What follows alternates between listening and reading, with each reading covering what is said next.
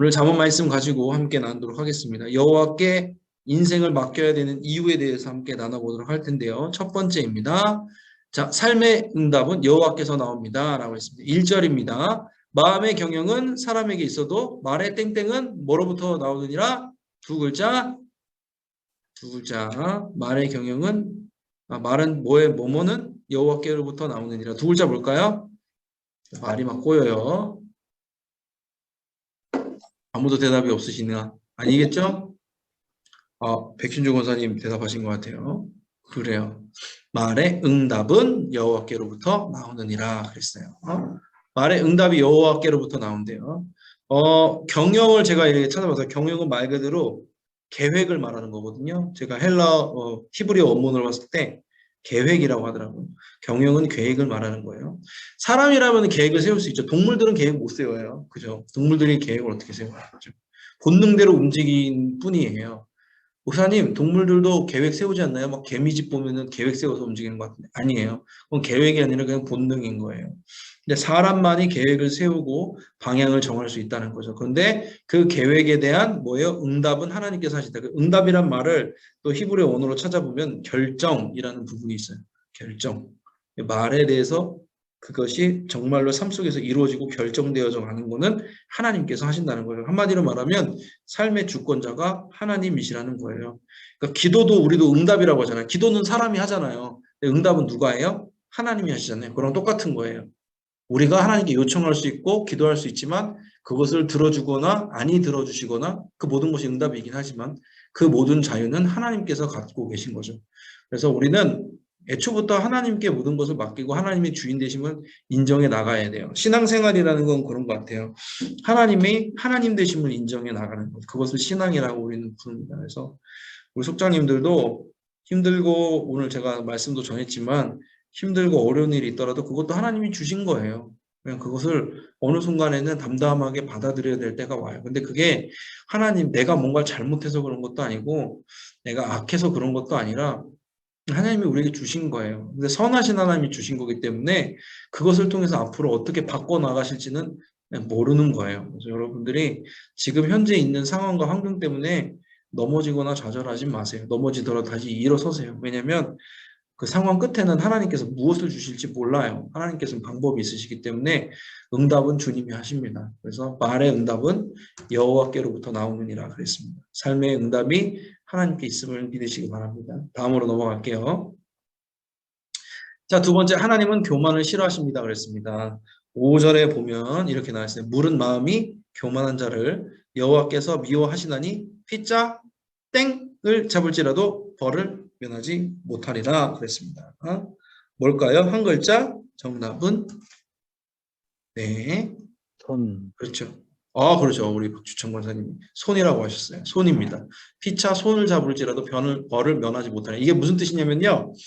하나님께서는 교만한 자를 미워하신다는 첫 번째 줄은 아시잖아요. 두 번째 줄이 뭐냐면 교만한 사람들끼리 손을 잡아서 세력을 규합하고 사람을 많이 모은다고 할지라도 벌이 면해지질 않는 거예요. 그러니까 우리는 뭐라고 생각하냐면 제가 두 번째 써놨지만 다수결은 선을 위한 방법인 건 맞아요. 그런데 다수결이 절대 선이 되진 않아요. 무슨 말이냐면 악한 생각을 품은 사람들이 다수결적으로 볼 때 예를 들어서 악한 뭔가 생각을 했어.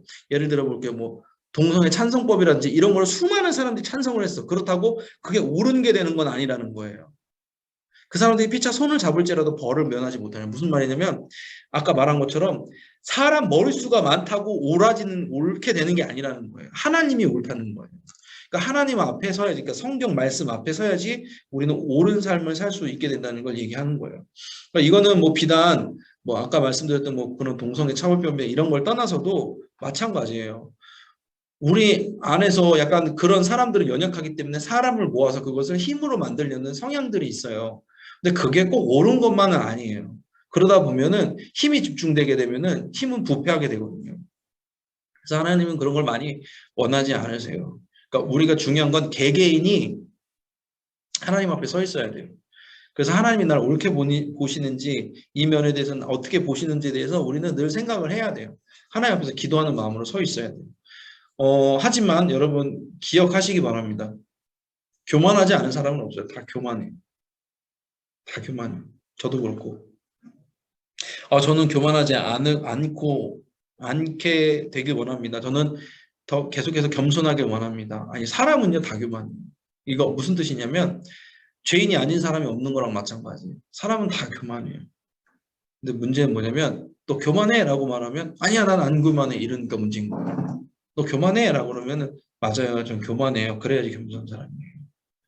누군가 나에게 대해서 교만하다고 얘기할 때, 내가 머리 숙일 수 있어야 돼요. 그래서 사람들과 내가 악하더라도 사람들과 손잡지 않고 주님과 손을 잡고 주님과 화목하게 지내시는 여러분이 되시길 바랍니다. 교만은 패망의 선봉이라고 하잖아요. 하나님 앞에 서야 돼요. 교만을 잡아낼 수 있는 방법은 그렇게 많지 않아요.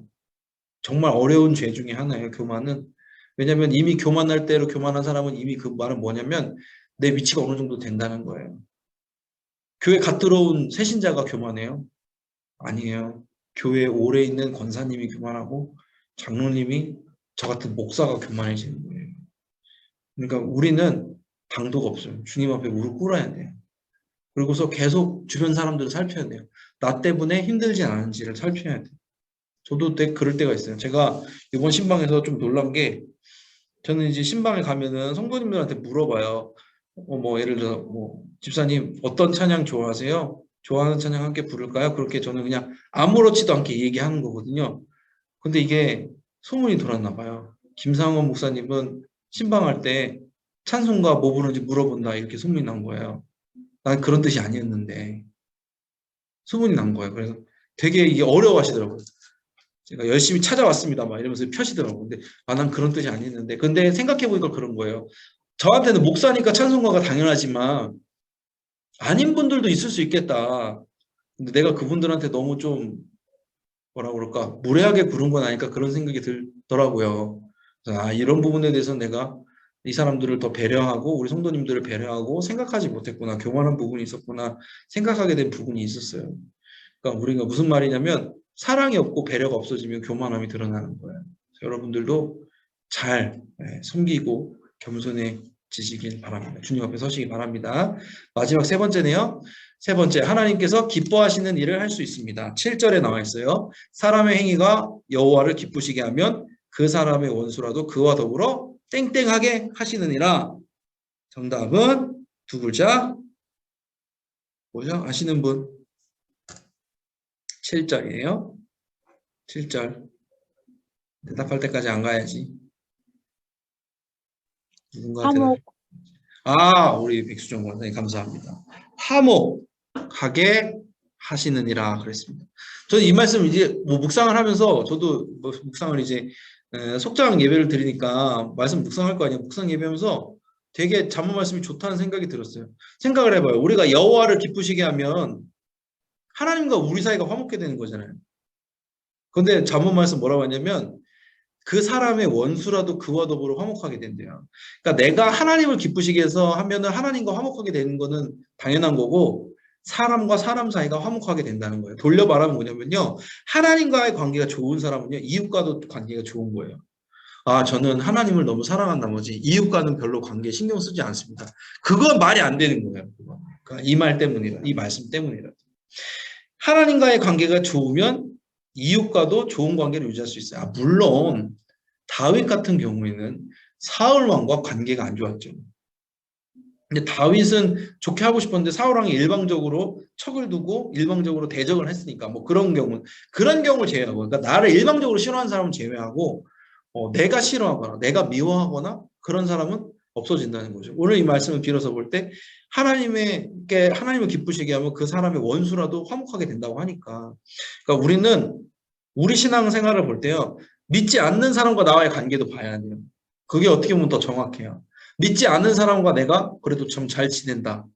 그러면은 오히려 더 화목해진 것 같아요. 예수님은 보세요. 바리새인들은 신앙이 약하고 신앙이 연약한 사람들과 친하게 지냈어요.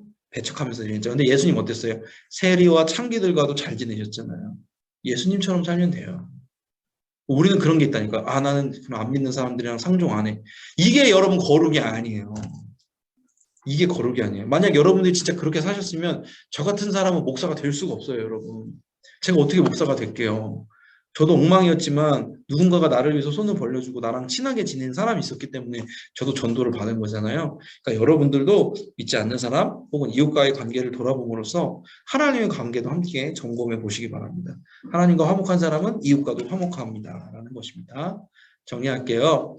삶의 응답은 여호와에게서 나옵니다. 기도의 응답처럼 계획에 대한 응답, 계획에 대한 결정은 주인이신 하나님께서 있다는 거죠. 하나님은 교만을 싫어하신다고 했어요. 아무리 내가 죄를 져서 다른 사람들과 손을 져서 규합을 할지라도 그게 절대 옳은 것이 될 수는 없어요. 하나님 앞에서 우리는 교만을 체크해야 된다는 거죠. 우리의 교만을 체크해야 돼요. 세 번째 마지막으로 하나님께서 기뻐하시는 일을 할 수 있다는 거죠. 하나님과 기쁜 관계가 되면 이웃과도 더불어 화목한 관계가 되기 때문에 그렇다는 겁니다. 자, 이렇게 해서 오늘 말씀을 마치도록 할게요. 삶을 적용하실 때 우리 소금분들과 함께 나눠보시면 좋을 것 같습니다. 나 자신을 의지한 결과 그리고 하나님께 맡긴 이후의 결과 어떻게 다르셨나요? 하나님이 주인 되셨을 때, 하나님이 응답이 되셨을 때, 그리고 아닐 때 어떤 차이가 있는지 우리 소금분들과 함께 나눠보시길 바랍니다. 자, 이제 함께 기도하는 시간 갖도록 하겠습니다. 우리 나라를 위해 담임 목사님 건강을 위해서 우리 속회원들을 위해서 기도할 텐데 대신방이 6월로 마무리가 돼요. 근데 저는 그래요. 6월에 마무리돼서 이제 우리 안양감리교회의 좋은 특징 중에 전통 중에 하나는 교구별로 책이 한 권씩 나와요. 거의 대신방 보고서라는 거의 책에 가까운 수준의 보고서가 하나씩 나와요. 저는 이제 그거를 이제 또 작성을 해야 됩니다. 여러분들이 지금까지 한 230과정, 240과정 정도 제가 지금 신방을 했는데 그 과정들에 대한 총 내용 같은 것, 현황 같은 거를 이제 보고하는 보고서를 만들게 됩니다. 마무리지만 저는 그래요. 이후에도 정말 신방이 필요하신 분들이라면 누구든지 저는 찾아갈 용기가 있고 그렇게 해야 된다고 생각을 해요. 여러분들이 아직 신방 받지 못한 분들, 소원들 중에 있을 텐데 그들을 위해서 또 기도해 주시면 좋을 것 같고 이제 여름이 다가오고 있습니다. 여름 사역을 또 해야 되는데 미스바 전교인 수련회도 있고 그 이후에 있어서 가을에면 걷기 축제도 있고 있는데 교회에서 해야 될 일들을 위해서도 함께 기도해 주시면 좋겠습니다. 이와 같은 기도 제목을 가지고 이 시간 주여 믿습니다 하시고 함께 통성으로 우리 기도하겠습니다. 주여 믿습니다. 사랑과 은혜를 감사합니다. 오늘도 우리를 속장이라는 직임을 맡겨주셔서 불러주시고 함께 해주시기 감사합니다. 이 시간 우리 사랑하는 안양교회 공동체를 위해서도 기도하며 나아갑니다. 하나님 대신방이 거의 다 마무리되어 가고 있습니다. 아직 신방을 받지 못한 우리 사랑하는 속편들 가운데 함께하여 주시옵소서. 우리 마음의 문을 열고 함께됨으로 말미암아 하나님을 더 가까이 체험할 수 있는 자들이 되게 하여 주시옵소서. 이를 위해 쓰고 수고한 우리 속장님들 가운데 주님이 주시는 은혜와 은총이 넘치게 하여 주시고 그 가정과 사업의 터전과 일터와 학업의 터전을 주님 붙들어 주시길 원합니다. 지금까지 인도해 주셨던 것처럼 앞으로도 우리 교회를 인도해 주실 줄로 믿습니다. 사랑하는 우리 담임 목사님, 임용택 목사님 위해서도 기도합니다. 안건 경련 깨끗이 나을 수 있도록 많은 사람들 위해서 기도하고 있습니다. 주님께서 들어주셔서 치유하여 주시고 회복시켜 주시길 원합니다. 하나님 후국보훈의 달 6월입니다. 하나님께서 이 나라를 지켜주신 것처럼 앞으로도 지켜주시길 원합니다. 국방에서도 하나님 함께해 주시고 나라와 경제적인 면에서도 함께해 주시고 각 사람의 모든 국민들의 심령 가운데 희망이 넘치는 그런 나라가 될 수 있도록 많은 위정자들과도 함께하여 주시옵소서. 주께서 함께해 주시면 믿습니다. 역사하여 주시옵소서. 사랑과 은혜 주님 감사합니다. 오늘도 속장 예배로 모여서 우리 속장님들과 부속장님들 함께 예배 드렸습니다. 짧은 시간이지만 주님께서 우리에게 주신 메시지를 우리가 묵상하면서 주님을 정말 주인으로 모시며 살아가는 우리가 되게 하여 주시옵소서.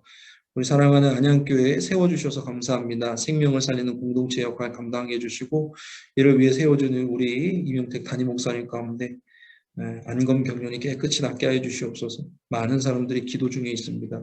그들의 기도를 주님께서는 다 듣고 계신 줄로 믿습니다. 역사하여 주시옵소서. 6월은 후국보훈의 달입니다. 이 나라를 위해서 애쓰고 수고한 손길들이 많습니다. 지금도 여전합니다. 하나님 그들의 손길을 주님 붙들어 주셔서 이 나라와 민족이 경제적으로도 또 국방적으로도 튼튼하고 건강한 나라 될 수 있도록 많은 사람들의 심령에 생명을 살리는 마음이 가득한 나라 될 수 있도록 함께하여 주시옵소서. 주님께서 함께해 주심에 감사드리며 예수님의 이름으로 기도드렸습니다. 아멘.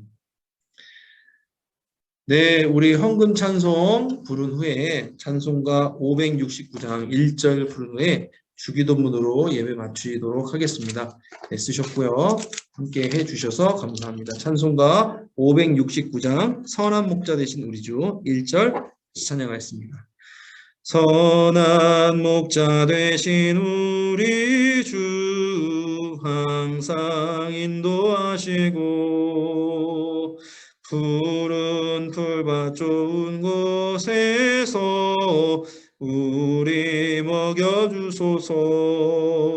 선한 목자 구세주여 항상 인도하소서. 선한 목자 구세주여 항상 인도하소서.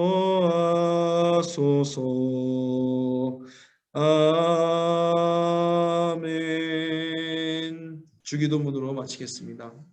하늘에 계신 우리 아버지여, 이름이 거룩히 여김을 받으시오며 나라가 임하시오며 뜻이 하늘에서 이루어진 것 같이 땅에서도 이루어지이다.